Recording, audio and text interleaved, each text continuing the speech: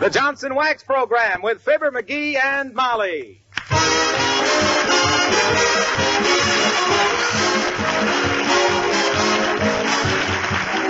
The makers of Johnson's Wax and Johnson's Self-Polishing Glow Coat present Fibber, McGee, and Molly, written by Don Quinn, with songs by Martha Tilton and the King's Men, and music by Billy Mills. The show opens with Love Is.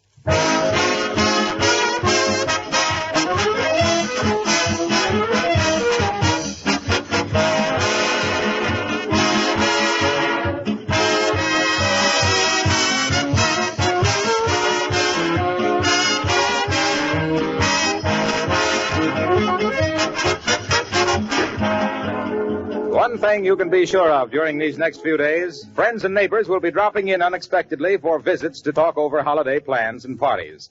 Will your home always be ready for them, floors gleaming with beauty, tabletops and woodwork spotless? If you practice protective housekeeping with genuine Johnson's Wax, it probably will be. Daily housework is reduced to a minimum when these surfaces are Johnson waxed. Rooms are quickly tidied up. And properly waxed floors never really lose that richly polished look that good housekeepers so much admire. When you wax your floors, furniture, and woodwork, you not only protect them against scratches, dirt, and wear, you not only save yourself hours of work, but you also win the compliments and praise of your family and friends for the beauty that genuine Johnson's Wax adds to your entire home. When you consider the low cost of those advantages, is it any wonder so many good housekeepers just couldn't keep house without this famous wax polish? But don't be satisfied with anything but the original and genuine Johnson's Wax in paste, liquid, or cream wax form.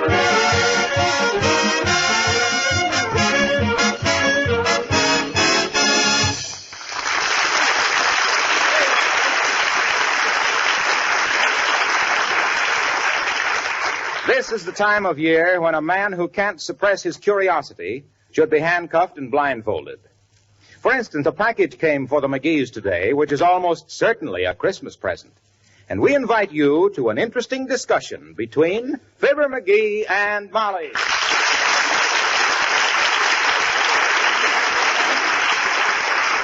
Oh, but Molly, look, we don't know it's a Christmas present. Just the same, McGee, we're not going to open it before Christmas. Oh, but sweetheart, there's nothing on it that says don't open till Christmas. Don't get mushy with me.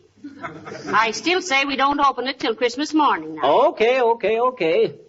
I just wondered if it could have been them silver fox furs, that's all. I just wondered. What silver fox furs? Oh, never mind. We'll know Christmas morning. Well, I guess I'll run down to the cigar store. McGee! Huh? What silver fox furs? Who's sending me some furs? How should I know? Well, you're the most exasperating.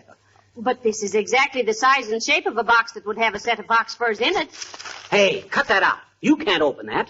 Not till Christmas. But, darling... Don't get mushy with me. You can't open it. Here, give me that package. You wouldn't let me open it, and I won't let you open it. Why do you pay any attention to me? I'm just a woman. I don't know anything. You're the man of the house, and what you say ought to go, dearie. Hand me the scissors. Here. Thanks. Uh-oh. Bad news, Molly. It ain't furs. What? It isn't? Oh, dear. I told you we shouldn't have opened that package, McGee. Not until Christmas. But what is it? I don't know. Look. Oh. It's a musical instrument of some kind. Looks like a little pipe organ. There's electric wires on. Hey, I know. It's one of them chime doorbells. And a beauty, too. You mean one of those doorbells that every time it rings you expect somebody to say, the following announcement is transcribed? Yeah, but it don't say here who sent it. Now, who do you suppose... Oh, get that stuff out of sight quick, McGee. Okay. Come in.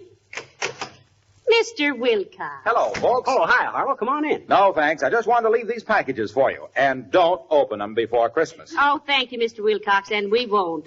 But what's your hurry? I've got to stop and get a sandwich before I go back to the office. I missed my lunch. Well, Merry Christmas. Well, heavenly days. Now, there's plenty of cold chicken in the refrigerator, Mr. Wilcox, and a lemon meringue pie. Oh, boy, my favorite vegetables. But, gee, I hate to be any trouble, Molly. It's no trouble at all. It's no trouble at all. I'll just set out the chicken. Now, wait a minute. No, you don't. I'll find everything myself. Don't get up or I won't stay. Oh, well, go ahead, Wilcox, and easy on that pie.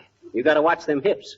Okay, I'll try to restrain myself. Well, we know he didn't send that doorbell. No, but I wonder who did. Oh, dear. Come in.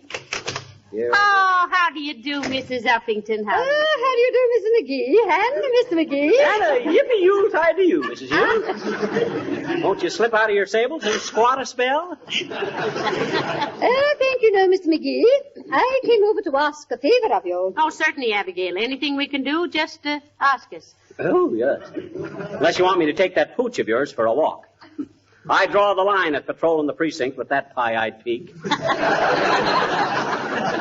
Mr. McGee, Fifi does not enter into this matter at all. Besides, I believe she entertains the same aversion to you that you do to her. Well, that's a lot of entertainment for one man and a dog. But what can we do for you, Abigail, dear? Well, Mrs. McGee, I head the neighborhood committee to conserve waste paper for the government. I wish to ask you not to burn or destroy your waste paper and cardboard. Please save it, and I shall have a truck pick it up whenever you call. Why, sure. I'd be glad to help such a good cause. Personally, I'd like to form a movie committee for this war. A movie committee, Miss McGee? Yeah, I'd like to get the government to make a documentary picture and send 1 million prints to Tokyo. Starring what actor, dearie? Harry Carey.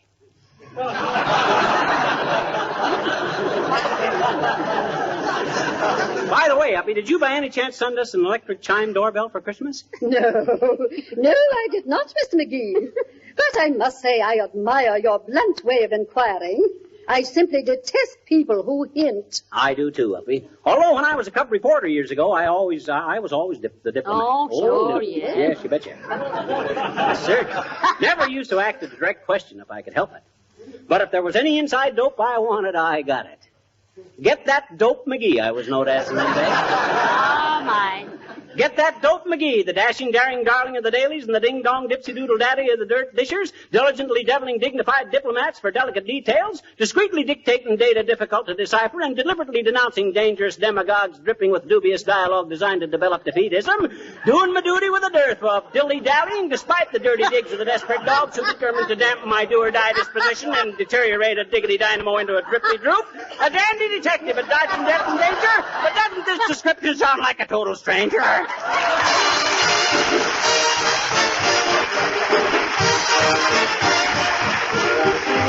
Martha Tilton sings He's 1A in the Army and A1 in my From heart. coast to coast in this great nation, each man has got a classification.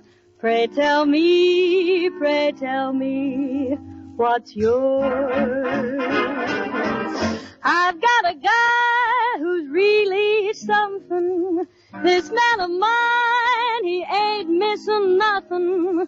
No wonder I'm happy to say he's 1A in the Army and he's A1 in my heart.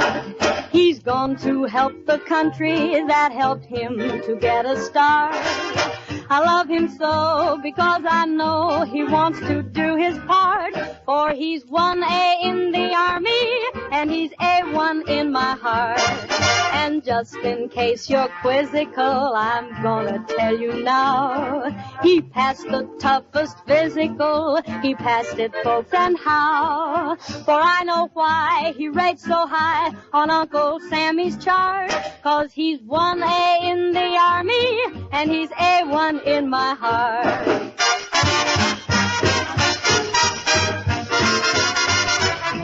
They're 1A in the Army and they're A1 in our heart. They've gone to help the country that helped them to get their start. We love them so because we know they want to do their part. 'Cause they're 1A in the Army and they're A1 in our heart.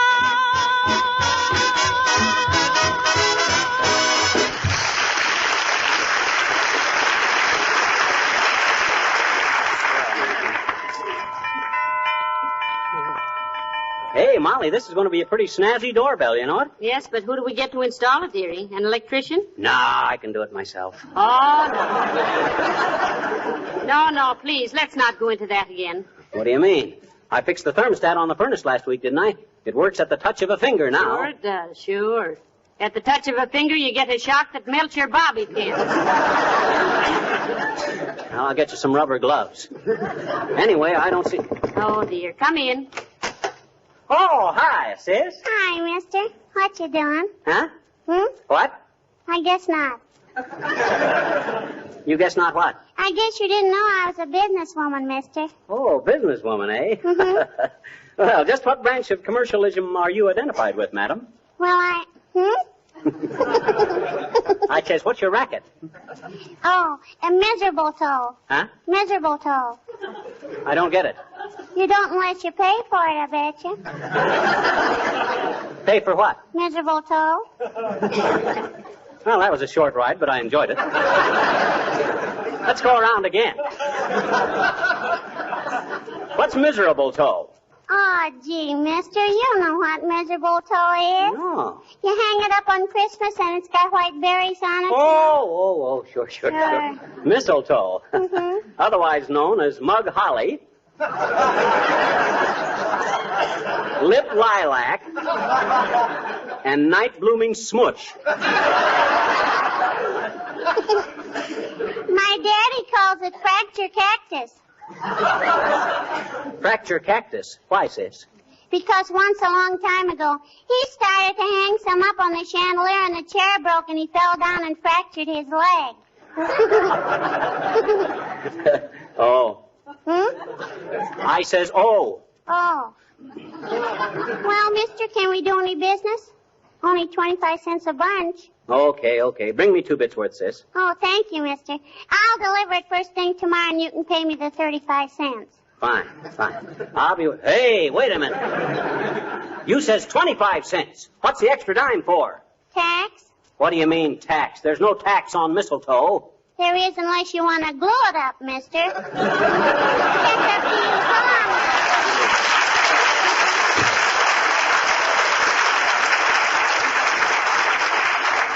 Smart little tyke. I'll bet she winds up selling Santa Claus a snood for his beard. Hey, Molly, do you suppose this doorbell runs on batteries or the regular house current or how? Well, why don't you experiment, little dearie? You're a wonderful lad with electricity. You really think so? Why, sure I do. Yeah. Who else could have wired the vacuum cleaner so it runs and hides under the Davenport every time I plug it in? Well, Oh, heavenly days. Something's happened to Mr. Wilcox. Come on, McGee. Oh, hey, what's the matter, Harlow? Hey, what you sitting on the stove for? I've just blow-coated your linoleum. Meow. Huh? And I'm waiting for it to dry. Ooh. I've only got 15 seconds to go. Ooh, yeah. But you're sitting right on the pilot light, Mr. Wilcox. I know, but I don't want to jump down till the floor is dry. It takes 17 to 20 minutes. 20 minutes. Time's up. Well, turn around quick. I'll throw some water on you. That's it. Yeah. Oh, boy. That's better. Now, what was all this foolishness, Mr. Wilcox? I'm sorry, Molly, but when I came out here in the kitchen, I noticed your linoleum needed attention. Oh, I know, but I've been so busy shopping the last day or so that Oh, well, it wasn't bad, but I can't resist a linoleum that isn't perfect. So I grabbed a can of Johnson's self-polishing glow coat and spread some around with a long-handled plier. It's really fun to do, you know. Oh, yeah, we heard you screaming with joy, Harlow. Well, you see, the minute I had the floor all nicely glow-coated, and with no rubbing or buffing either, I hopped on the stove to let it dry, never realizing I was sitting on the pilot light. Well, thank you for polishing my floor, Mr. Wilcox. And I'm sorry you had to roast your rompers doing it. Oh, that's all right, Molly. Well, I'll be getting back to the office now. And Did you have enough to eat, Harlow? Eat? Yes, eat. Did you find the chicken and the pie? Well, what do you know? I forgot all about eating. The minute I got out here, I started glow-coating the floor. My. If I'm not the darndest fool. Oh, well, I'll grab a bite downtown. Thanks anyway, folks.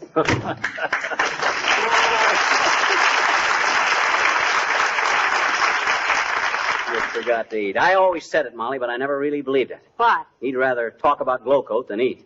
Well, I still hate to think about the... Oh, dear. I'd like to get paid by the door knock, McGee. At a nickel a knuckle, I'd be rich in a week. Come in. Oh, hi, Latrivia. Good day, Mr. Mayor. How do you do, Mrs. McGee? Hello, McGee. I just dropped in... Excuse me just a minute, Latriv. Look, did you send us an electric chime doorbell for Christmas? I did not. I didn't send you anything for Christmas. You mean yet? McGee.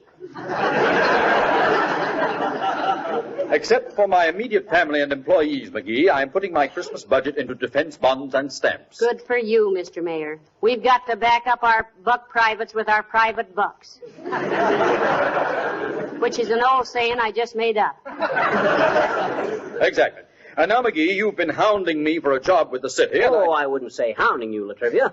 Oh, I'll admit I've been kind of scratching around, wagging my tail, but... Well, have you got something lined up for him, Mr. Mayor? I think so. Are we alone? Nobody here but us chickens, Latriv. McGee, how are you on disguises? Heavenly days, detective work? How am I on disguises? Funny you should ask that, Latrivia. Why, when I was a cinderdick for the old TSR Railroad... What railroad was the TSR? The Topeka, Sauganash, and Rochester. Better known to the passengers as the Two Streaks of Rust. When I was a detective on the TSR, Latrivia, I was known as the man with 1,000 faces. You had your choice of 1,000 faces and went back to your own?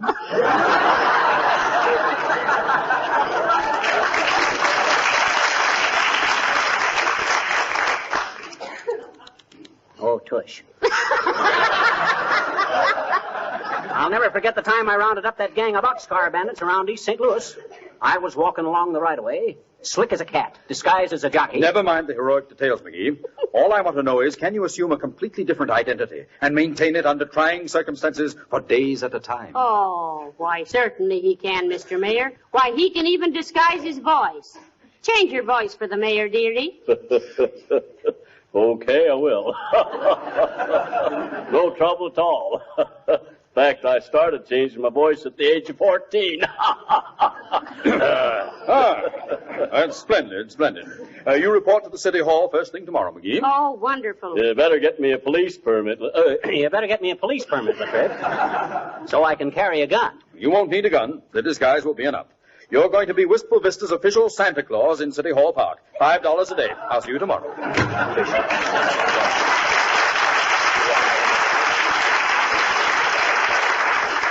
Well, man of 1,000 faces, it looks like you're holding the bag again. Why, that double-crossing political parasite. Who does he think I am? Santa Claus. I won't do it. He can't badger me into a beard and a bustle. No, sir. Well, here we go again. I got to hurry up and put this doorbell up. Yes, Molly. an ounce of prevention is worth 10 pounds on the door. Yeah. Come in. Merry Christmas, Mrs. McGee. Hello, little chum. My.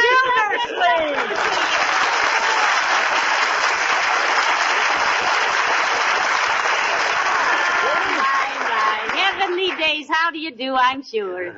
Well, come on in, Gildy old sock. I'm glad to see you. Look at him, Molly. Ain't he a sight? What's that, McGee? I mean, ain't he a sight for sore eyes? Oh. By George, it's nice to see you folks again. You're looking as lovely as usual, Mrs. McGee. Oh, now, Mr. Gildersleeve, stop your blind. Yeah, you see, Gildy, you got her so fussed she can't even pronounce baloney. Here, Mr. Gildersleeve, take his hat and coat, McGee. Okay. I'll make a pot of tea. Yes, take my hat and coat, McGee.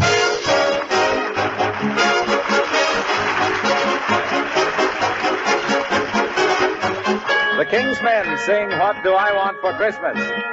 Ding dong, Christmas bells. I must make a wish for Christmas while their music swells. Ding dong, all year through. If my wishes are auspicious, I'll be needing you. Oh, what do I want for Christmas? Do you really want me to tell? Well, I want you for Christmas Day and every other day as well. I never hang up my stocking beside the chimney flue. My cup is full to overflowing long as I just have you. A toy balloon is something I'd never use, but joy in June is something I can't refuse. If you want to know what I want most, if you want to know what to do, just merely say, let's name the day, for I want you. Ding-a-dong, ding-a-dong, ding-a-dong, ding. Everyone is writing, telling Santa what to bring. Why don't I just write and say, Dear old Santa Claus, what do you want for Christmas? What do I want for Christmas? Oh, who ever heard of such a thing? And yet, you know, I miss the things you all have here at other seasons of the year.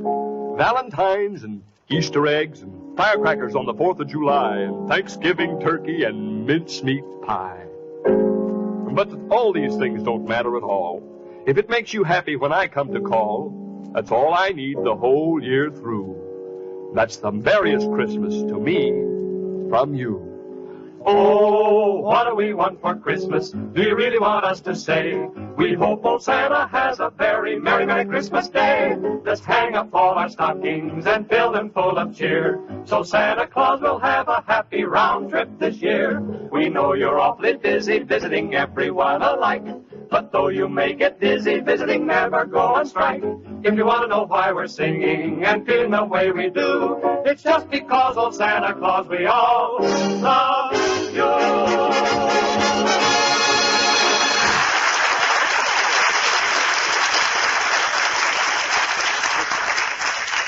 Yes. Yes, sir, Gildersleeve, you don't look a day older than when you left Wistful Vista. Oh, well. Not that you were any chicken then, but... Yes. Will you have another cup of tea, Mr. Gildersleeve? No, thank you. I should hope not. You've had 6. Yes. I have not. I've only had 5, McGee. What do you mean, 5? You had one at the coffee table, one while you were snooping through our Christmas cards, another now, McGee. Stop. Uh, He's welcome to all the tea he can drink. Thank you, Mrs. McGee. My goodness. I never thought my little chum would ever begrudge Throckmorton P. Gildersleeve a miserable little cup of tea. What do you mean a miserable tea? My wife makes the best tea in the... I didn't say the tea was miserable. You did, too. You said... McGee, he didn't mean that. He meant he was surprised you wouldn't want him to have all the tea he wants. Yes. Why, sure. He's welcome to all he wants, big ninny. But tea's pretty stimulating, Throcky, old man. And to a guy your age with your blood pressure, it might make you just a trifle... What? What are you talking about, my age? Why, I'm still on the sunny side of 40. Maybe, but you got no more use for suntan oil, boy. I wish you boys would stop this. It's so nice to have an old neighbor drop in on us. You hear that, Gildy? Old neighbor. Even Molly thinks... Never mind what I think. I never saw him looking better. Going to be in town long, Mr. Gildersleeve? No, I've got to go to New York tomorrow, Mrs. McGee. Oh, hey, while you're in New York, Gildy, why don't you go see the picture we made together? You know, you and me and Molly and Edgar Bergen and Charlie McCarthy. Oh, yes. Look Who's Laughing. Where's it playing? Well, it has its New York premiere tomorrow at the Palace Theater, and Keith Albee in Brooklyn. Oh. Yeah. So you better see it in Brooklyn, Gildy. You're one of them bums. You? Is that so? Speaking of bums, McGee, that was a bum joke of yours sending me that old lawnmower the other day. Why, it was yours, Mr. Gildersleeve. Didn't you want it back? Well, I thought it was a big, expensive Christmas present. So before I opened it, I went out and bought McGee a very costly easy chair with a built-in radio and everything. Gildy, I'm sorry. That lawnmower thing was just a gag. I sent you a real present yesterday. What? You did, McGee? Why, sure. I thought to myself, if Gildersleeve ain't worth $47.50 of my money... Oh, I'm sorry. I didn't mean to let the price slip out. $47.50 is none too much for Mr. Gildersleeve, McGee. Not that the price of a gift makes any difference. Of course it doesn't. But I might have known that my little chum wouldn't do a thing like that. $47.50, eh? Well. Come in. Is this the resident? Who lives here? I do, Bud. Fibber McGee. Oh, thanks. Here's a telegram. It's a wire. Well, I'll sign for it, boy. There. Give the lad a quarter, dearie. Sorry, Bud. I got nothing smaller than 35 cents. You got a quarter, Gildy? No, I haven't, little chum. Sorry, Sonny. Oh, that's all right, folks. I didn't expect it. I've been here before.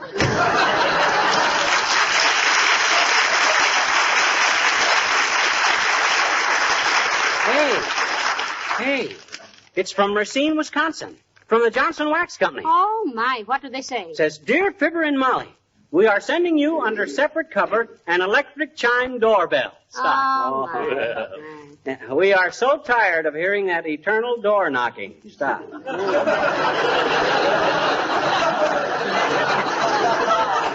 So is everybody else. Stop. If every knock was a boost, you'd have a Crosley rating of 6,000. Use the doorbell. Stop. Regards and Merry Christmas. Signed, Johnson's Wax. well, that solves the mystery, McGee. Yeah, sure does, don't it? For a while there, I wondered, hey, where are you going, guilty old man? Aren't you going to stay for dinner? Oh, please do, Mr. Gildersleeve. Thank you. I'm sorry, folks, but I've got to get back to Summerfield and then on to New York. Hey, that's a wrong hat, McGee. I was wearing a fedora, not a beret. Oh, excuse me. That's the one I wear to fix the furnace in. Yes. Here you are, Gildy. Thank you. Well, I certainly enjoyed this visit. Oh, thank you, Mr. Gildersleeve, and I'm so sorry you can't stay for dinner. Well, he couldn't eat any anyway, Molly. He's so full of tea, his eyes are beginning to slant. Yes.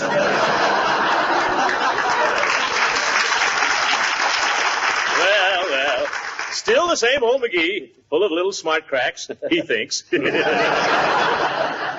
I hope you enjoy your Christmas present, folks. I'm sure we will, Mr. Gildersleeve, and thank you very much. Yeah, and I hope you like the one I sent you, Gildy. I'm sorry I was so crude as to let the price slip out. Yes, $47.50. Well, certainly nothing to be ashamed of. Wow. Well, goodbye, folks, and Merry Christmas. Goodbye, Mr. Gildersleeve, and the same to you. So long, Crocky. Well, I'm certainly glad we found out who the doorbell was from, dearie. Me too. Hey, Molly, Yeah? what could I get Gildersleeve that would look like it cost around $47.50?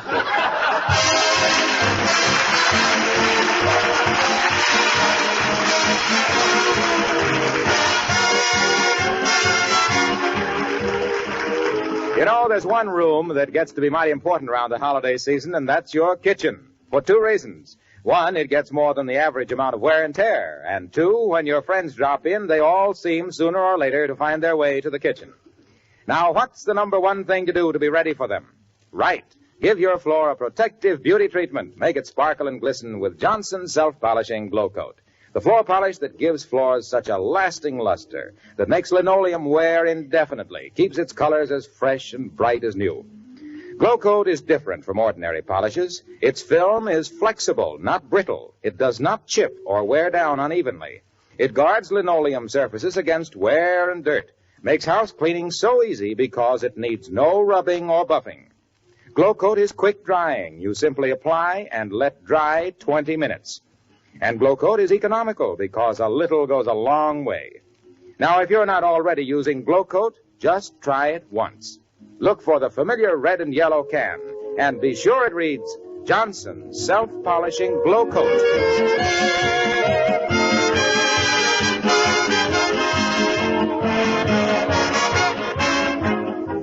You know, Molly, it was nice to see old Gildersleeve again. Well, nobody'd think so the way you two argued there. Oh, we were just kidding. I wouldn't really fight with him. I should hope not. He's a much bigger man than you are. That's why it's so easy to get under his skin. He's got so much of it. Good night, and a Merry Christmas. Yes, and a Happy New Year, too. Good night, all.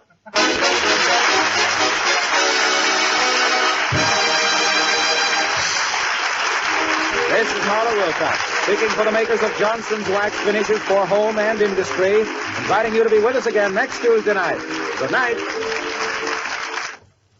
With automobile production again restricted, it's very important to take better care of your car. Don't let the finish deteriorate. Make it last. Keep it new-looking with Johnson's Car New, the sensational auto polish that both cleans and wax polishes with one application. 2 jobs in one, in less than half the time they used to take. For the sake of your car and for your own pleasure, buy a can of Johnson's Car New right away. It's spelled C-A-R-N-U. This is the Red Network of the National Broadcasting Company.